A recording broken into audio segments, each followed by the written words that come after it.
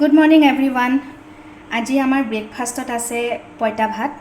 আপোনালোকে সকলোৱে নিশ্চয় খায়ে, আৰু মই দুটামান কথা আজি আপোনালোকৰ পৰা জানিব বিচাৰিছোঁ।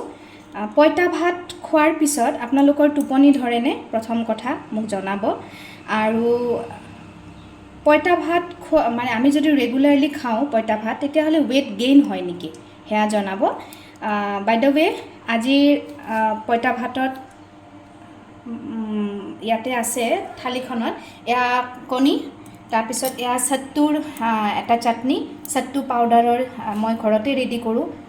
বজাৰৰ পৰা কিনি অনা কালা চানাৰ ৰোষ্টেড কালা চানাটো ঘৰতে গুড়ি কৰোঁ। আপোনালোকে ইচ্ছা কৰিলে বজাৰৰ পৰা দেশী বুট, ক'লা বুটটো কিনি আনি এনেকুৱা ধুনীয়া ৰ'দত শুকাব পাৰে। ৰ'দ খুব ভাল আছে, কিছুমান বস্তু এনেকুৱা ৰ'দত আমি কৰিব পাৰোঁ। দেশী মানে বুটটো কিনি আনি বজাৰৰ পৰা কিনি আনি ধুনীয়াকৈ ধুই এনেকুৱা ৰ'দত শুকুৱাই, এনেকুৱা ৰ'দত 2 বা 3 দিন হ'লেই হৈ যাব। শুকুৱাই আপুনি শুকান কেৰাহীত ফ্ৰাই কৰি ধুনীয়াকৈ ঘৰতে এইটো ৰেডি কৰিব পাৰে। সত্তুটো খুব বেছি উপকাৰী আমাৰ শৰীৰৰ কাৰণে। এয়া আলু পিটিকা দিছোঁ, আৰু অকণমান যদি প্ৰয়োজন হয় নিমখ ল'ব পাৰে। আৰু মই ইয়াতে কোনো এটা বস্তুতে মই তেনেকৈ বেছি নিমখ ব্যৱহাৰ কৰা নাই কাৰণে নিমখটো দিছোঁ। তো আজি ব্ৰেকফাষ্টৰ কাৰণে এয়াই।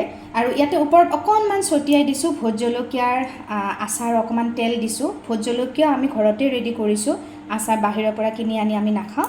আৰু অকণমান নেমু আছে। Thank you so' much.